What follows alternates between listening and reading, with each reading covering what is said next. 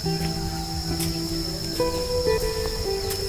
guys जोंनि बर' हारिनि आदै मादै आदाबा जोंनि फंबाय बिबिनानावमोन आरो लोगोसे आं बर' हारिनि आंगो लोगोफोर आंनि मुं प्रकाश नार्जारी नोंथांमोना नायदों बिएम सोदोब चेनेल स लोगोफोर जों दिनैहाय इउटिउब रिवाइन्ड 2019 मायथाइयाव जेसेबांखिनि जों भिडिअ आपल'ड खालामबोदोंमोन बेयावहाय मस्ट पपुलार भिडिअ लाइक मोननाय मस्ट पपुलार भिडिअ भिउ मोननाय बिनि सोमोन्दै जों सावरायगोन आरो मा भिडिअ आपल'ड खालामदोंमोन आरो मानि सायाव जों भिडिअ आपल'ड खालामदोंमोन आरो माने सोर सोरखौ जों मदद खालामदोंमोन मा जायगा मदद खालामदोंमोन जों बिनि सोमोन्दै एसे सावरायगोन आरो बाथ्रा बारा गोलाव भिडिअ बानायनाया नोंथांमोननि टाइमखौ बारा इसेबां खहा खालामा जेनोखि जोंनि भिडिअ आपल'ड खालामनाया दासिबांहाय लाख अभार जानाय माने मस्ट पपुलार भिडिअ भिउ जानाया जाबाय सोर बुथारखो बे मोनसे टाइटेल माने पुर्णिमा नार्जारीखौ गावनि बिमायानो बुथारदोंमोन आरो बिनि सोर बुथारखो माने दिल्लीयाव सासे मानसि आइजोखौ बुथारदोंमोन आरो बिनि गेजेराव बे पुर्णिमा नार्जारीया माने बुथार जादोंमोन गावनि बिमाजों 20,000 थाखा लानानै नङा होमबा बिसना डिस्ट्रिक्टआव जानाय जाथाय बे जाथाया आरो बिनि गेजेराव बे भिउ जादों 3,31,000 नङा होमबा आरो बिनि गेजेरावहाय गासै मस्ट पपुलार लाइक मोननाया जाबाय अमृत नार्जारीया गावनि बिफाखौ बुथारनाय पालसार बाइक मोनैनि थाखाय माने गावनि बिफाखौनो बुथारनानै माने सिजौ माने गिदिंलायनाय नङा होमबा बिराद गिथावनाबो जाथाय जादोंमोन बेयावहाय बे 11,000 लाइक मोनदों लोगोफोर आरो बिनि सेकेन्डआव थांदों जोंहा बे पुर्णिमा नार्जारीखौ बिमाया बुथारनाय बे 8,000 थांदों स' बे मोननैनि गेजेरावनो जादों आरो फार्स्ट माने भिउ बेसेबांखिनि मस्ट पपुलार भिडिअआ जाबाय गावनि माने बिमायानो गावनि माने बिबागिनखौ बुथारनाय माने पुर्णिमा नार्जारीखौ बेयावहाय मस्ट भिडिअ नायनाया जाबाय 3,31,000 आरो बिनि गेजेराव लाइकखौ मोनदों 8,000 आरो बिनि गेजेराव नाम्बार 1 लाइक मोननाय भिडिअआ जाबाय अमृत नार्जारी गावनि बिफाखौ बुथारनाय बे लाइकआ गासै टटेल 11,000 आरो 11,000 आरो बिनि सेकेन्डआ 8,000 स' गाइस बेनो मस्ट पपुलार भिउ आरो मस्ट पपुलार लाइक आरो बिनि गेजेराव जोङो मदद होनाय जोङोहाय प्रकाश बर'नो जोङो 10,000 फैसा हरदोंमोन बेनि थाखाय अन्नानै जों अनसुंथाइ हरदोंमोन बेनो फार्स्ट जों बिएम फान्ड्स ग्रुप खुलिदोंमोन नङा होमबा जों बेखौ आवगायबाय थागोन माखासे सुबुंफोरा बेखौ आवगाया सानदों बाट बेवहाय आं खामानि मावगासिनो दं नोंथांमोननो खोन्थाथ'नाय जायाखै बेवहाय मावगासिनो दं आङो बेवहाय जोङो ससाइटियाव जों रेजिस्ट्रेसन खालामनांगौ गोनां जायो चेरिटि खुलिनायाव स' जों खामानिखौ मावगोन बिनि सायाव जों जागाबाय थागोन नङा होमबा जोङो जेसे हायो माखासे मानसिफोरनो जों होगोन मदद नङा होमबा जों फार्स्ट बिएम फान्ड्स ग्रुपनिफ्राय जों प्रकाश बर'नो मदद होदोंमोन जों माने 10,000 हरदोंमोन बिनि गेजेराव जोङो गासैहाय जोङो माबायाव माने चिरां डिस्ट्रिक्टनि सिङाव थानाय बिजनि जेनेबा बेयावहाय दैबाना जादोंमोन बेयावहाय जोङो थिं बायनानै हरदों 21,000 जों रां हरदोंमोन बेयावहाय जोङो बड'लेण्ड रादाबनि सहाय लानानैनो हरनाय जादोंमोन बेयावहाय बिथांमोननि आखायाव फैसाखौ हरनाय जादों जोङो आरो बिनि गेजेराव बड'लेण्ड रादाबनि मावथि माखासे हान्जाफोर माखासे बिसोर थांनानै बेवहाय थिं बायनानै हैबाय आरो बिनि गेजेराव जोंहा जोंनि सेन्ट्रेल एबसुनि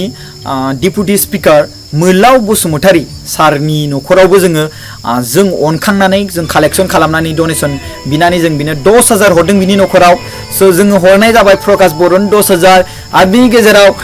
जोङो चिरां डिस्ट्रिक्टआव बिजनियाव जाय दैबाना जादोंमोन बेवहाय जों डनेसन खांलायनानै 21,000 हरनाय जादों आरो बिनि गेजेराव जों 10,000 जों मोलाव सारनो हरनाय जादों बेवहाय जोङो माखासे 5,000 रां दंमोन बे जोंहा चिरां डिस्ट्रिक्टआव माने बिजनियाव हरखांनायनि उनाव 5,000 दंमोन बे 5,000नि गेजेराव जोङो माखासे बुरजा हरनो नागिरदोंमोन मोलाव सारनो बिनि गेजेराव जोंनि फैसाया गासै 10,000 जास्लाबासै बा 10,000 जास्लाबायाव आं माखासे होदेरनानै 10,000 थख' हरबाय आरो बिनि गेजेराव जोंनाव फैसाया हाबनायानो जायासै फैनायानो जायासै आरो बिनि गेजेराव माखासे सुबुंफोरा डनेसनबो हरनो नाजादोंमोन बुंदोंमोन कि आं बुंखादों नालाय डनेसन हरनायनि सिगां आंनाव कल खालाम नङा होमबा स' माखासे सुबुंफोरा कल खालामदोंमोनबो ओमफ्राय आं बिनि गेजेराव दोनथ'बाय हरथ'नांला फैसाखौ जेब्ला जों नांगौ अब्ला बेखौ बुंनाय जागोन स' ओंखायनो दायो डनेसन लाथ'नाय जायाखै जों बिएम फान्ड्स ग्रुपखौ जोङो खुलिफिनगोन बावैनो बा जों बेखौ बिनि सायाव गोबां खामानि दङ लोगोफोर स' जों बेसेबां मदद खालामनाय जादों नङा होमबा जों प्रकाश बर'नो 10,000 हरबाय आरो बिनि गेजेराव दैबानायाव जों 21,000 हरबाय 21,000 आरो बिनि गेजेराव जोङो मोलाव बसुमतारी सारनो जाय सेन्ट्रेल एबसुनि डिपुटि स्पिकार बेनो जों 10,000 हरनाय जाबाय गासै जोङो 41,000 जोंनि बिएम सोदोब चेनेल बा बिएम फान्ड्स ग्रुपनिफ्राय जानानै जोङो बयनिफ्रायबो रायजो राजानिफ्राय अनखांनाय लानानै हरनाय जादों आरो स' बे जोंनि मदद नङा होमबा आरो बिनि गेजेराव जों माखासे गोबां मानसिफोरनि न'खराव जों मदद खालामनानै होनाय जादों कि भिडिअ बानायनानै होबाय सोरनिबा न'खराव मानसि गोमादों आरो सोरनिबा न'खराव हिन्जाव गोमादों स' बिनि गेजेराव जोङो माने धेमाजि डिस्ट्रिक्टआवबो हरनाय जादों बिदिनो बानायनानै नङा होमबा मोनफिनदोंबो आरो बिनि गेजेराव चिरां डिस्ट्रिक्टआवबो जादों आरो बिनि गेजेराव माखासे डिस्ट्रिक्टआवबो जादों मोनफिनदों आरो माखासे जेसेबांखिनि जों दासिबांहाय 6-7 जनसोआनो मोनफिननाय जादों आरो दासिबांहाय जोङो बेबायदिनो सोरबा हिन्जाव गोमानाय माने हिन्जाव खारनाय नङाबा जों बिनि गेजेराव जोङो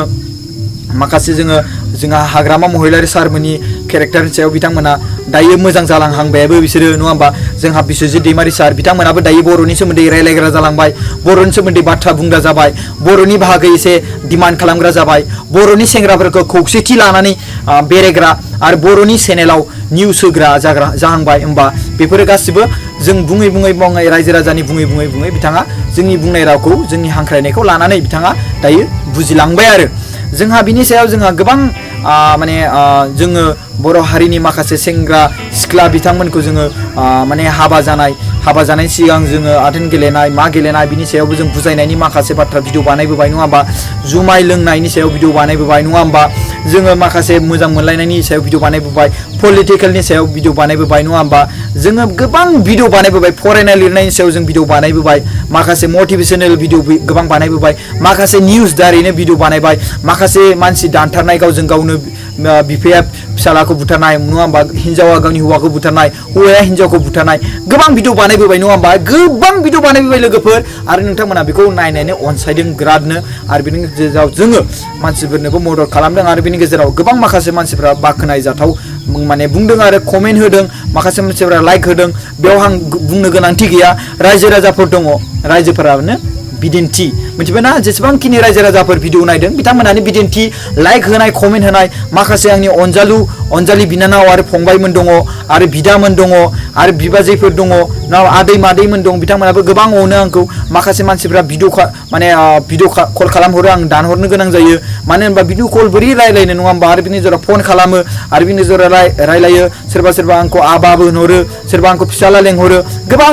अनसुंथाइ हरदों आंनो गोबां बेफोरबायदिनो बेनो आंनि बिराद गोजोननाय आरो आं बेखौनो लानानै बिराद बोजबनानै दङ आरो बेबायदिनो अनबाय थागोन आं आसा खालामो आरो माखासे सुबुंफोरा गोबां हिंसाबो खालामदों आं नुनो मोनदों माखासे मानसिफ्रा ओरैबायदिबो बुङो कि इउटुबारफ्रा ओरैबायदिनिफ्राय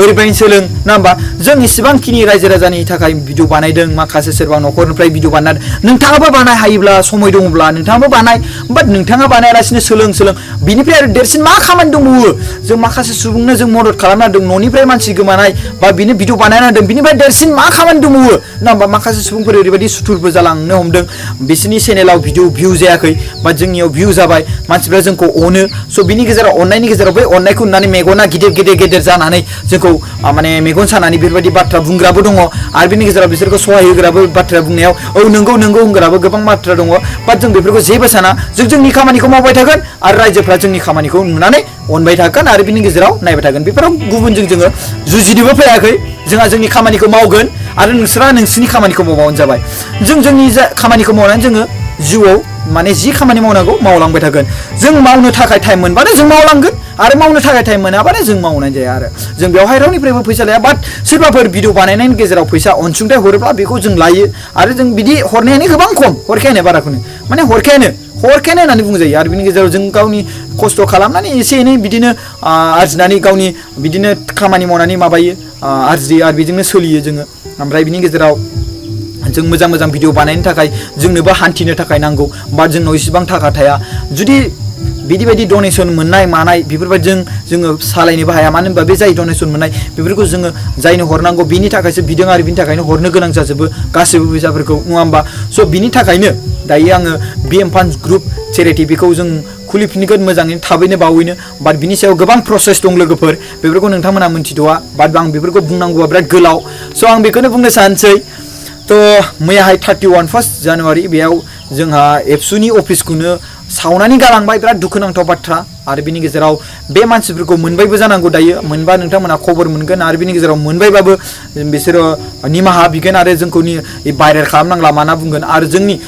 माने अनफावरि अनसुला जोंनि एबसु मावथि हान्जाफ्रा बेफोरखौ भाइरेल खालामनायबो नङा जानांगौ नङा होमबा स' बिनि गेजेराव जों मिथिनायबो नङा जानांगौ स' बेखौ बुंनो सानसै जेसेबांखिनि रायजो राजाफोर दङ हेपि निउ इयार गाइस खेनसेबाव आरो आलो गोजोनै जौगालां गथ'फोरा मेट्रिक एग्जामाव मोजाङै उथ्रिनो थाखाय फरायसो जानुवारि होननानै लोंला जाला दा खालाम आरो नै नैबे हाई सेकेन्डारिनि दङ मेट्रिकनि दङ गोसो गोथारै फराय गैथारला बारा गोबाव गैला मास मोनसेबो गैजोबला नोंसिना एग्जाम फरायनाया नङा होमबा स' गोसो होनानै फराय आरो मेट्रिक एग्जामखौ मोजाङै उथ्रिसार आरो बेनि गेजेराव हाई सेकेन्डारि एग्जामखौ उथ्रिसार स' बे नङा कि भिडिअ नायै नायै मालायनि बखिनायखौल' खोनासंनाय स्पिच होनायखौ खोनासंनाय बोसोन होनायखौ खोनासंनायजों लोगोसे खामानिखौबो मावनांगोन आरो बेनि गेजेराव जानांगौबो लोंनांगौबो खामानिखौबो मावनांगौ स' guys happy new year guys bye bye जय बर' हारिनि जय जों बेफोरबायदिनो खामानि मावलांबाय थागोन आरो बेफोरबायदिनो भिडिअ बानायबाय थागोन जेरैखि जाया मानो जेसेबांखिनि मानसिफ्रा बुङा मानो बुंबाय थानो हो आरो बुंबाय थाथों खुगाया रुमायलांगोन आरो जों जोंनि खामानिखौ मावगोन मानो होनबा जों रावनिफ्रायबो जायाखै जों निजे जादों आरो निजेनो मावदों आरो जों मावलांबायबो थागोन जोंनि टाइम आरो जों गुबुननो होनांगौ गुबुननि न'खराव मानसि गोमादों आरो गुबुननि न'खरनिखौ भिडिअ बानायना होनांगौ जों बानायगोन आरो बेनि गेजेराव जोङो माखासे बोसोननिगिरि माने भिडिअ बुजायलायनाय मानाय बा बोसोननाय बिदि बायदि भिडिअ मटिभेट भिडिअ बानायनाय बेफोरखौ डिमटिभेट भिडिअ बानायनाय मटिभेट बानायनाय जों बेफोरखौ बानायबाय थागोन टाइम मोनबानो बानायबाय थागोन स' नोंथांमोनहा मदद होबाय थाबानो जाबाय आरो खेबसेबाव जय बर' हारिनि जय आंजों होनबानो जाबाय